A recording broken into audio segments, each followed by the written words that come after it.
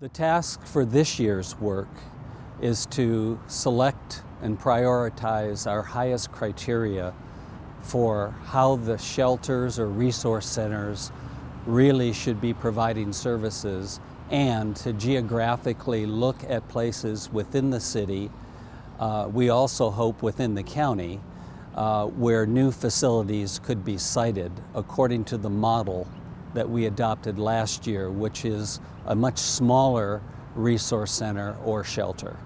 I think the new VOA facility is the kind of model that we're really looking for, and that is something that does fit within a neighborhood of businesses or residences, and it is something that serves a smaller population where more intensive work could really go on, where the homeless could really be helped, rather than just an aggregation of people of large numbers where all you can do is kind of keep the peace, so to speak. So we're looking at models like that, like the YWCA, how it functions. There are actually over 40 facilities, resource centers now operating within the city that really operate within this kind of a model. For example, Odyssey House. Odyssey House does drug treatment in their resource center, and they're on South Temple, and no one seems to have a real issue with that. So the idea is to paint a whole new picture of what this could really look like when it's functioning well. And that would mean primarily we wouldn't have the congregation of people on the street. We wouldn't have the intersection with drug traffic. We wouldn't have people just coming down to socialize with the people who are standing around. The idea would be to have people within the facilities really receiving treatment and getting on with their lives, so that we can really do something good for the homeless, and something that would not be antagonistic to a neighborhood. We hope that we will be finished by the fall. It's a very, very tight turnaround.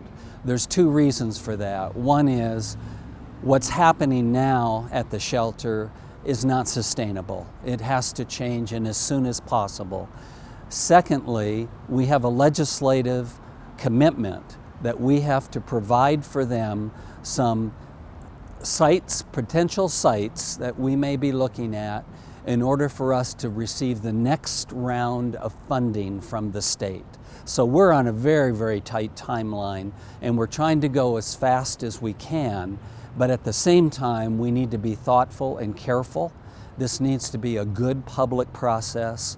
We need to have people buy into it, and hopefully, even though there are always critics in anything you do, we hope that we will be able to make sure that even those that are critical can see what we're doing and how it will help both the homeless and help the city. Okay, so the city hosts a website, and it's the Salt Lake City website that you can easily get the address for. And on the website, the Homeless Site Selection Commission has all of its information and how you can get involved. But most importantly, in the next few weeks, we will be holding 4 public engagement sessions, so the public can come and actually participate in some interactive dialogue with trained members, trained facilitators, if you will, that will be able to help us define the right criteria that we need for services, and also prioritize those criteria, and also help us to create some empathy for what the homeless are really experiencing. And from that, the next commission meeting, which is on June 22nd, the commission will take all that information, kind of solidify it, and that will help them in their next step forward, which is to direct the people that know how to deal with real estate and the city at large, to see if there are sites that might qualify for these new facilities.